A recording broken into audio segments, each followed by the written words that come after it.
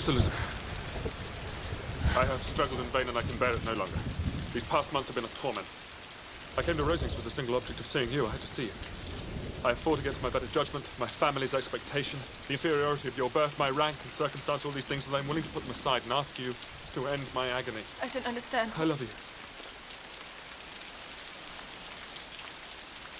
Most ardently. Please do me the honor of accepting my hand. Sir, I appreciate the struggle you have been through, and I am very sorry to have caused you pain. Believe me, it was unconsciously done. Is this your reply? Yes, sir. Are you laughing at me? No.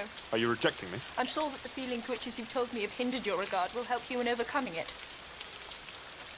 Might I ask why, with so little endeavour at civility, I am thus repulsed? And I might as well inquire why, with so evident a design of insulting me, you chose to tell me that you like me against your better judgment. No, believe me, I If didn't I mean... was uncivil, then that is some excuse, but I have other reasons. You know I have. What reasons? Do you think that anything might tempt me to accept the man who has ruined, perhaps forever, the happiness of a most beloved sister?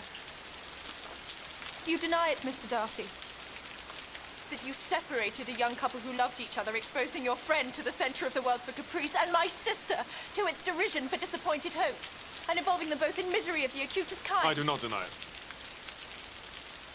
How could you do it? Because I believed your sister indifferent to him. Indifferent? I watched them most carefully and realised his attachment was deeper than hers. That's because she's shy. Bingley, too, is modest and was persuaded she didn't feel strongly Because for him. you suggested it. I did it for his own good. My sister hardly shows her true feelings to me.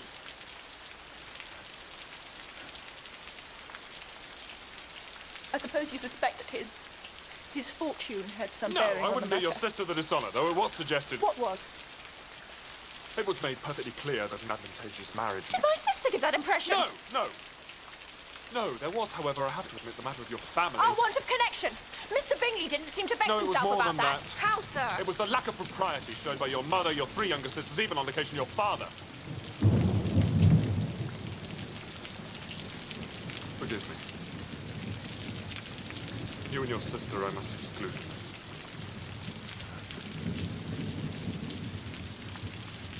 And what about Mr. Wickham? Mr. Wickham, What excuse can you give for your behaviour towards him? you take an eager interest in that gentleman's He concerns. told me of his misfortunes. Oh, yes, his misfortunes have been very great indeed. You ruin his chances, and yet you treat him with sarcasm. So this is your opinion of me. Thank you for explaining so fully. Perhaps these offences might have been overlooked had not your pride been hurt by my pride? honesty in admitting scruples about our relationship. Could you expect me to rejoice in the inferiority of your circumstances? And those are the words of a gentleman.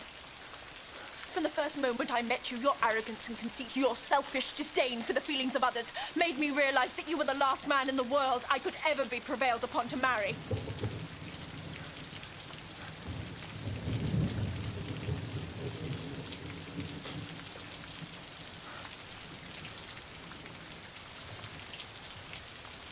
Forgive me, madam, for taking up so much of your time.